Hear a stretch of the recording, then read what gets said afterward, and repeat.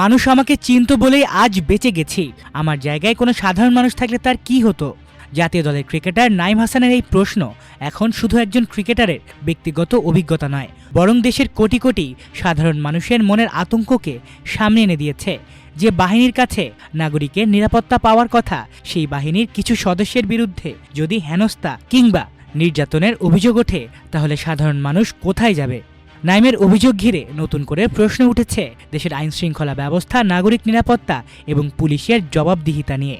কারণ জাতীয় দলের পরিচিত একজন ক্রিকেটার যদি নিজের পরিচয় দেওয়ার পরও রেহাই না পান, তাহলে একজন সাধারণ নাগরিকের পরিণতি কি হতে পারে, সেই প্রশ্নই এখন ঘুরপাক খাচ্ছে সর্বত্র। নাঈম হাসানের দাবি, শুক্রবার রাতে ঢাকা থেকে চট্টগ্রামে পৌঁছে বিমানবন্দর থেকে সিএনজি চালিত অটোরিকশায় করে বাসায় ফিরছিলেন তিনি। রাত প্রায় 11:30টার দিকে লালখান বাজার ফ্লাইওভারের নিচে কয়েকজন ব্যক্তি তার গাড়ির গতিরোধ করেন।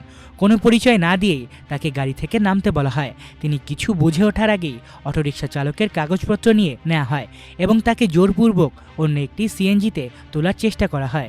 অভিযোগ অনুযায়ী এক পর্যায়ে তার গলা চেপে ধরা হয় এবং তিনি বাবাকে ফোন করার চেষ্টা করলে আরও উত্তেজনাকর পরিস্থিতি তৈরি হয়। নাঈম বলেন, তিনি চিৎকার শুরু করলে আশেপাশের মানুষজন ঘটনাস্থলে জড়ো হতে থাকেন। মুহূর্তের মধ্যে শতাধিক মানুষ সেখানে উপস্থিত হন। অনেকেই তাকে চিনতে পেরে প্রতিবাদ জানান। তিনি নিজের পরিচয়পত্র দেখান, কিন্তু তারপরও তাকে আসামি বলে সম্বোধন করা হয় এবং কথা বলতে নিষেধ করা হয় বলে অভিযোগ করেন এই জাতীয় ক্রিকেটার। পরবর্তীতে তাকে খুলশী থানায় নিয়ে যাওয়া হয়। সেখানে ওসির কক্ষে দাঁড় করিয়ে নিচের দিকে তাকিয়ে কথা বলতে বলা হয় বলেও অভিযোগ করেন তিনি। নাঈমের বাবা মাহবুব আলম জানান, ছেলেকে থানায় নেয়ার খবর পেয়ে তিনি দ্রুত সেখানে ছুটে যান, কিন্তু শুরুতে তাকে থানায় প্রবেশ করতে দেওয়া হয়নি। পরে স্থানীয়দের প্রতিবাদের মুখে তিনি ভেতরে ঢোকার সুযোগ পান। তার অভিযোগ, জাতীয় দলের একজন ক্রিকেটার হিসেবে পরিচয় নিশ্চিত হওয়ার পরও নাঈমকে অপমানজনক আচরণের শিকার হতে হয়েছে। এটার পিছনে আর কোনো কারণ আছে কিনা সেটা ডিমান্ডে আইনে এদের বিরুদ্ধে বিহিত ব্যবস্থা গ্রহণ করার জন্য। তিনি আরও দাবি করেন, বিসিবি চেয়ারম্যান তামিম ইকবাল ও বোর্ড পরিচালক ইসরাফিল খসরু সহ গুরুত্বপূর্ণ ব্যক্তিদের ফোন থানায় পৌঁছানোর পর পুলিশের আচরণ বদলে যায়। এরপর পুলিশ নিজেদের ভুল স্বীকার করে এবং পরিস্থিতি শান্ত করার চেষ্টা করে। মাহবুব আলম জড়িত পুলিশ সদস্যদের বিরুদ্ধে দ্রুত আইনানুগ ব্যবস্থা গ্রহণের দাবি জানিয়েছেন। এদেরকে ছাঁটাই করা উচিত, নাহলে পুলিশ প্রশাসনের পরিবর্তন হবে বলে আমার মনে হয়। ঘটনাটি প্রকাশ্যে আসার পর তীব্র প্রতিক্রিয়া সৃষ্টি হয়েছে দেশের ক্রিকেট আঙ্গনে। বিসিবি থেকে শুরু করে বর্তমান ও সাবেক ক্রিকেটাররা একের পর এক প্রতিবাদ জানিয়েছেন।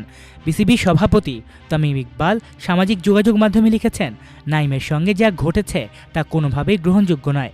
ঘটনার পরপরই তিনি এবং বোর্ডের অন্যান্য পরিচালক প্রয়োজনীয় পদক্ষেপ নেয়ার চেষ্টা করেছেন এবং নাঈম ও তার পরিবারের সঙ্গে নিয়মিত যোগাযোগ রাখছেন।